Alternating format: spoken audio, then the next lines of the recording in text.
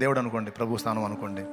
ప్రభా ఇవాళ శాలేమన్న చేత కూడా బాగా గద్దించి చెప్పావు ప్రభా, ఇంకెయ్యి పెట్టుకొని తండ్రి స్తోత్రం ప్రభా, ఇంకొద్దు మొత్తం నీకే అప్పచెబుతున్నా, తీసుకో ప్రభా, తీసుకోపో, ఇంకా నేను ఆలోచించను ప్రభా, యేసు నామములో మొత్తం వదిలేస్తున్నా ప్రభా.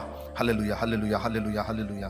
ప్రభా అబ్బాయి సంగతి అప్పచెబుతున్నా, అమ్మాయి సంగతి అప్పచెబుతున్నా, అప్పుల సంగతి అప్పచెబుతున్నా, రోగం సంగతి అప్పచెబుతున్నా, సమస్యల సంగతి అప్పచెబుతున్నా, జాబ్ రైతును అప్పచెబుతున్నా, మొత్తం అప్పచెబుతున్నా ప్రభా.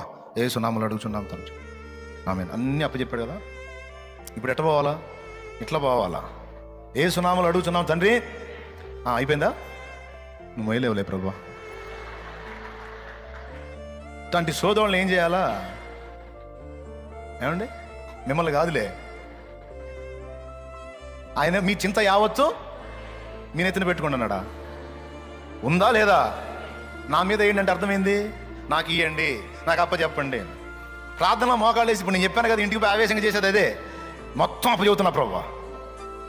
అప్పచెప్పినంతసేపు అప్పచెప్పి మళ్ళీ తీసుకొని సంకలో పెట్టుకొని తిరుగుతూ ఉంటారు.